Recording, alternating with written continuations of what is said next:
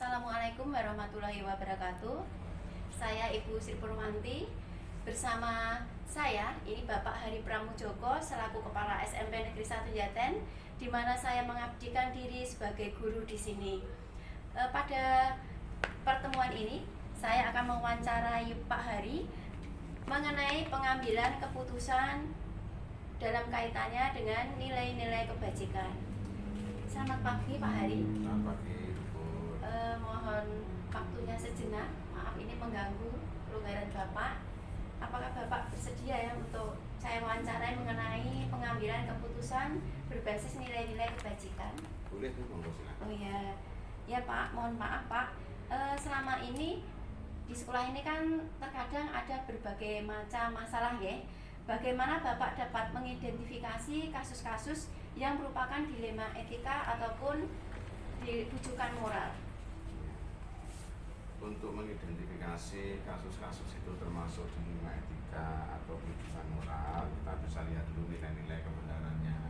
Ya. Kalau itu ada dua permasalahan di mana dua-duanya itu mempunyai nilai kebenaran universal yang dianggap benar, itu kita sebut sebagai dilema etika. Oh iya. Tapi kalau itu rujukan moral, biasanya ada yang benar dan yang salah. Lalu kita mengambil keputusan berdasarkan apa ada ewo-ewo karena jabatan dan lain sebagainya, itu namanya rujukan moral. Oh gitu ya. Iya. Berarti kalau dilema etika jelas itu benar dan benar. Iya. Menurut Bapak itu lebih sulit mana antara dilema etika dengan rujukan moral Pak itu? Sama-sama sulit. Oh sama-sama, kesulitannya sami ya. Iya.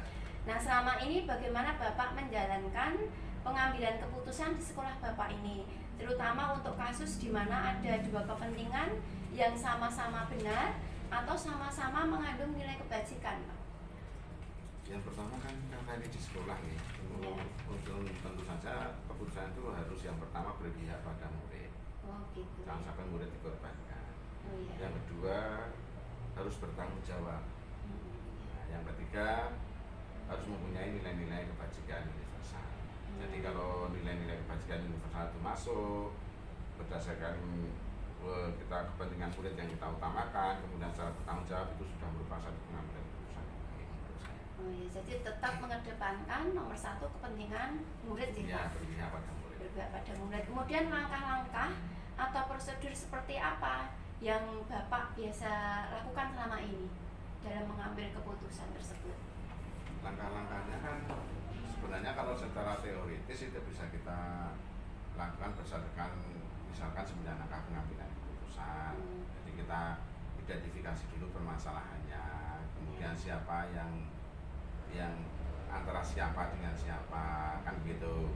Kemudian kita uji kebenaran terlebih dahulu, benar tidak, kita cek fakta yang ada, siapa saja yang terlibat dan kita libatkan.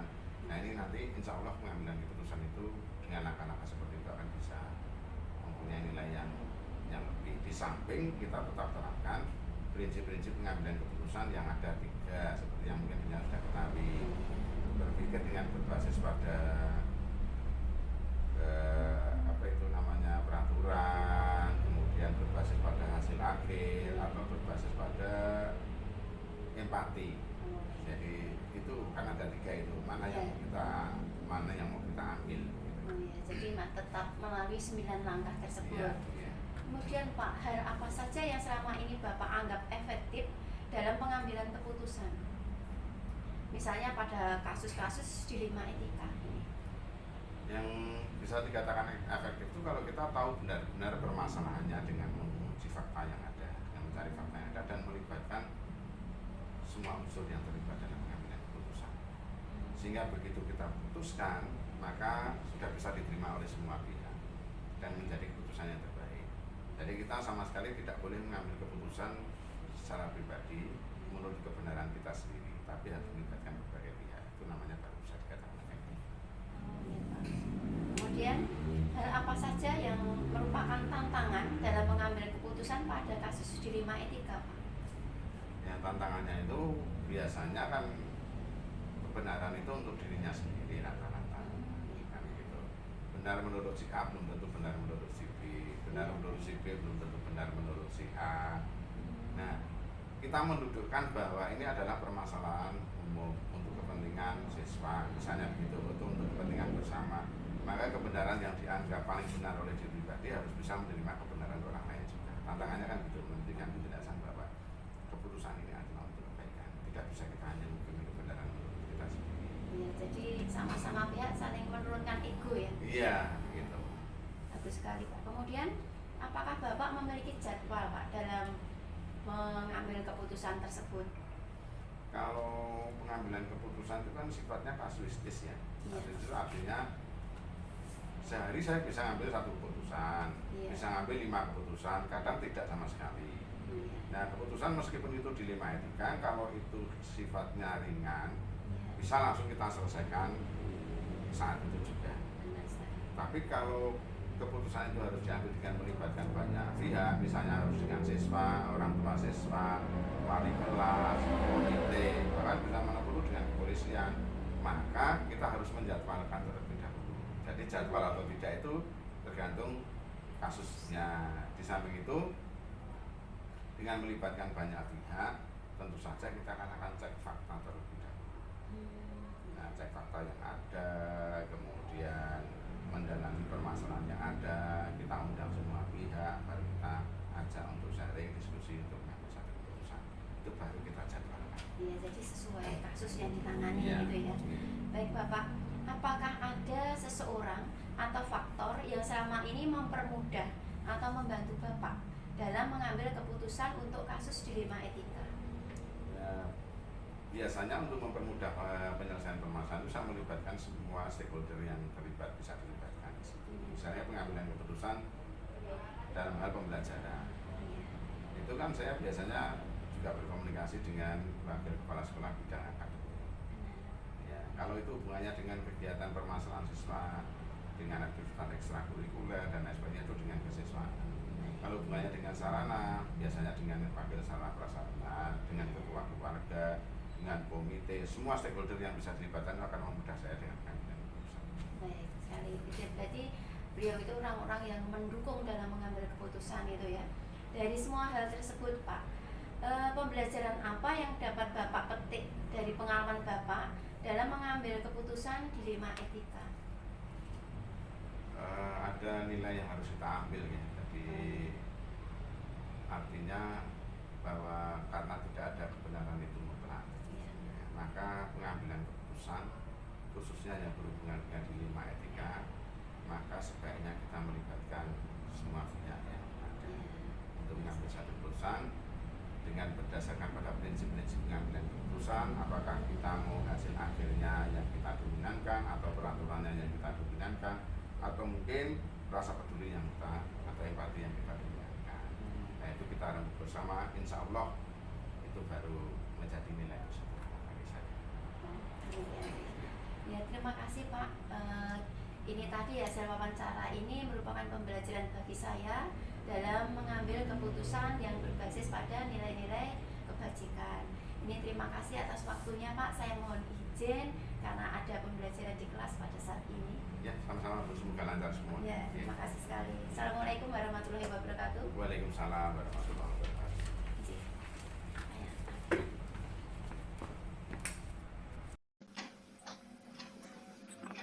Ya Pak. Assalamualaikum warahmatullahi wabarakatuh. Waalaikumsalam warahmatullahi wabarakatuh. Selamat sore Pak Kepala Sekolah, Bapak Suroso. Selamat sore Bu Pur. Iya, maaf Pak, ini mengganggu waktunya karena saya selaku calon guru penggerak ini mempunyai tugas untuk mewawancarai seorang kepala sekolah mengenai pengambilan keputusan berbasis nilai-nilai kebajikan. Nah, ini ya Bapak bersedia nggih? Ya, siap, bersedia. Ya, ini Pak, di dalam suatu sekolah itu kan banyak terjadi suatu permasalahan-permasalahan ya Pak ya.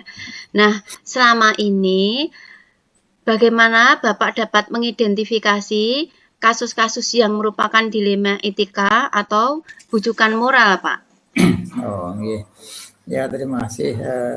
Sebelumnya juga saya ucapkan terima kasih dulu pada Bu Pur ya untuk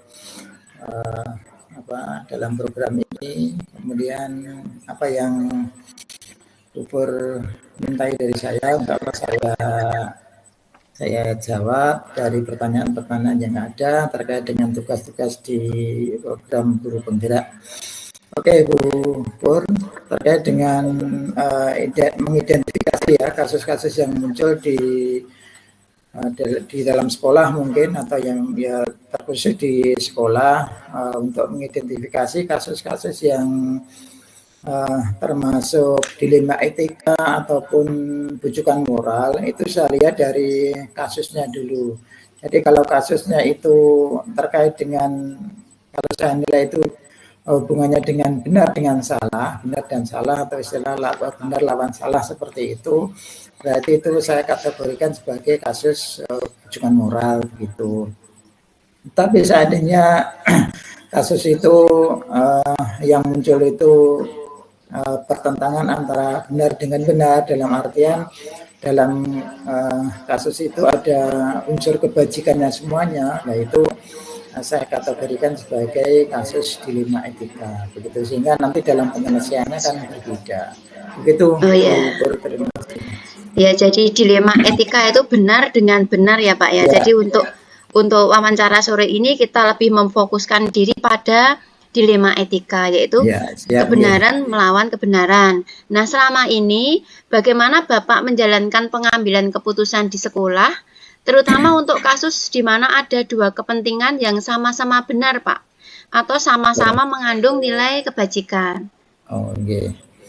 Ya, kalau kasusnya seperti itu mengandung unsur-unsur kebajikan, ya berarti saya masuk ke dalam unsur atau kasus dilema etika, ya.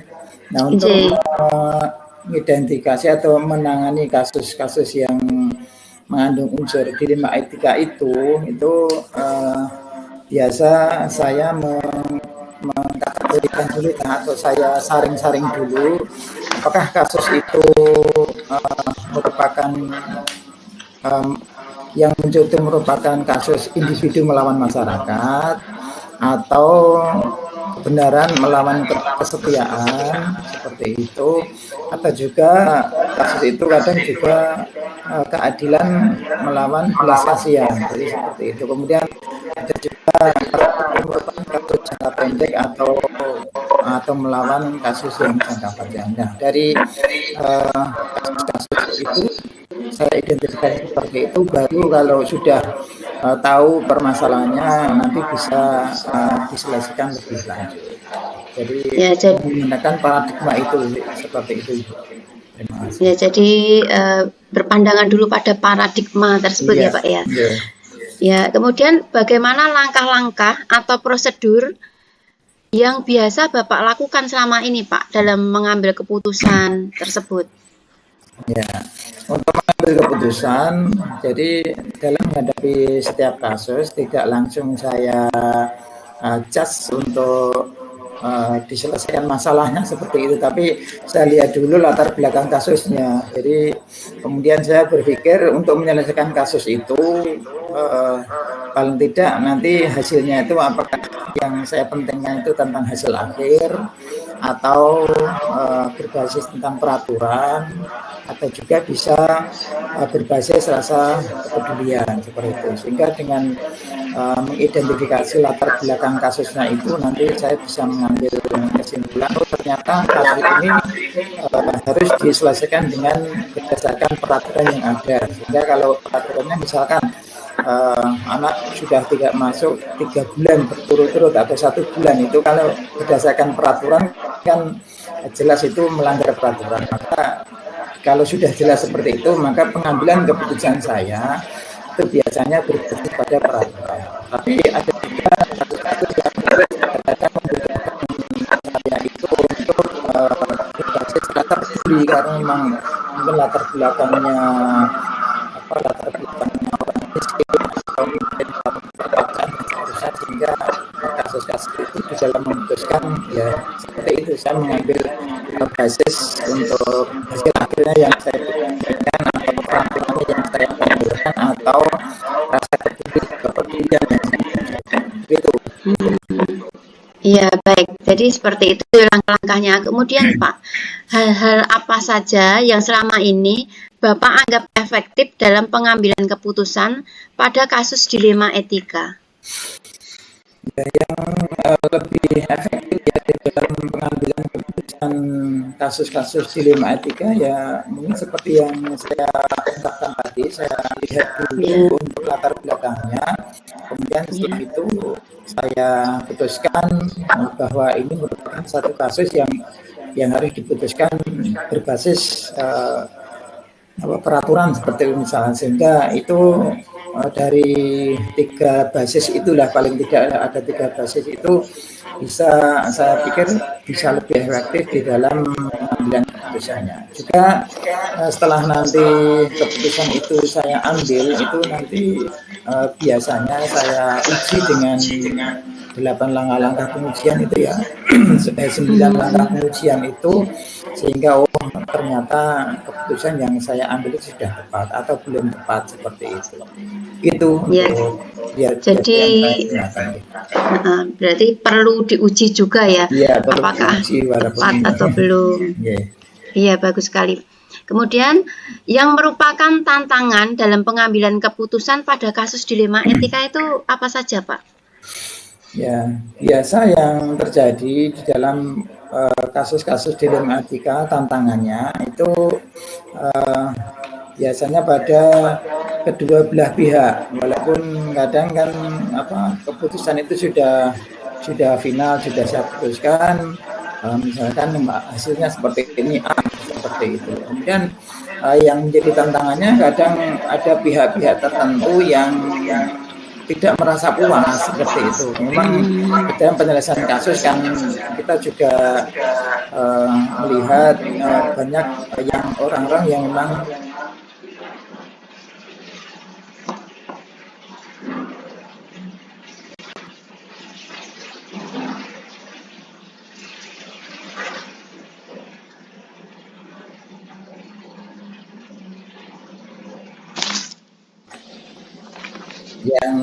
dimenangkan, yang ini dimenangkan, begitu. Oh iya Pak. Jadi memang kita perlu kebutuhan orang-orang itu kan bermacam-macam ya. Jadi sebagai kepala sekolah itu mungkin tantangannya yang terbesar itu ya, dapat memenuhi kepentingan berbagai macam pihak tersebut, nggih. Tantangannya. Kemudian apakah Bapak memiliki sebuah jadwal tertentu ketika menyelesaikan suatu kasus dilema etika, Pak? Atau mungkin langsung menyelesaikan kasus tersebut di tempat? Itu bagaimana, Pak? Kalau saya sendiri, kalau jadwal khusus tidak ada. Cuma kita lihat kasusnya ya, atau kasus yang muncul ya. Kalau kasus itu tidak melibatkan pihak luar atau pihak lain di dalam penyelesaiannya, ya biasa langsung saya putuskan di tempat itu sehingga bisa selesai, seperti itu. Tapi manakala kasus itu harus membutuhkan pihak-pihak luar untuk penyelesaiannya, seperti mungkin orang tua atau mungkin warga sekitar atau yang lain, atau mungkin juga pihak aparat, seperti itu untuk penyelesaiannya, sehingga untuk kasus-kasus seperti itu biasa kami jadwalkan, walaupun jadwalnya tidak harus 2 hari atau 3 hari, tapi menunggu atau melihat situasi dan kondisi yang longgar yang memungkinkan untuk dilaksanakannya penyelesaian kasus. Begitu. Oh iya, jadi kemudian seseorang atau faktor-faktor apa yang selama ini mempermudah Bapak dalam membantu pengambilan keputusan dalam kasus dilema etika? Ya, untuk seseorang yang saya rasa bisa mempermudah di dalam upaya penyelesaian kasus-kasus yang muncul, terutama kasus-kasus dilema etika, itu adalah yang paling paling dominan itu adalah pembantu, dalam artian wakil kepala sekolah. Itu biasanya di dalam upaya penyelesaian kasus itu biasa saya ajak dulu untuk berunding kasus seperti ini, yang seperti ini bagaimana penyelesaiannya. Itu ya semacam untuk imbangan lah. Jadi walaupun saya sendiri juga sudah mempunyai langkah-langkah, sudah mempunyai pemikiran katakanlah seperti itu, tapi untuk lebih untuk semacam uji kebenaran lah, uji kelayakan untuk memutuskan kasus itu, biasa kami konsultasi dengan seseorang yang dalam ini biasa saya menggunakan atau memanfaatkan atau istilahnya apa ya, konsultasi atau teman konsultasi kepala sekolah ya, seperti itu. Oh ya, wakil kepala sekolah ya sangat berperan juga ya Pak ya. Ya, kemudian dalam penyelesaian. Ya, kemudian dari semua hal yang telah Bapak sampaikan tadi, pembelajaran apa yang dapat Bapak petik dari pengalaman Bapak dalam mengambil keputusan dilema etika, Pak? Ya, pengalaman yang bisa dipetik dari ini ya, kasus TIK ini atau kegiatan ini bisa menjadikan saya lebih dewasa, dalam artian untuk mengolah emosi, untuk memutuskan satu permasalahan itu kan tidak harus dilakukan dengan emosi, tapi dengan penalaran. Sehingga seperti itu yang bisa saya petik, ternyata di dalam menyelesaikan kasus itu perlu langkah-langkah, perlu satu basis di dalam penyelesaiannya, ataupun perlu pengujian juga. Sehingga dengan hal ini dengan kejadian ini bisa menjadikan pelajaran yang sangat berharga bagi saya. Begitu, Bu Rowanti. Iya Pak, dari wawancara ini memberikan wawasan baru kepada saya mengenai pengambilan keputusan berbasis kebajikan, Pak. Jadi mudah-mudahan ini dapat saya manfaatkan untuk ke depan sebagai seorang guru, ataupun mungkin dapat berkarir seperti Bapak mungkin ya. Siapa tahu dapat. Saya doakan siapa Bu, tahu. Semoga nanti bisa berkarir lebih tinggi untuk Amin. dengan. Iya, mudah-mudahan nanti pasti sangat bermanfaat wawasan ini. Terima kasih Pak Roso atas waktunya. Maaf mengganggu. Terima kasih sekali. Tidak masalah, nggih. Saya tutup nih rekamannya nggih. Oh, nggih.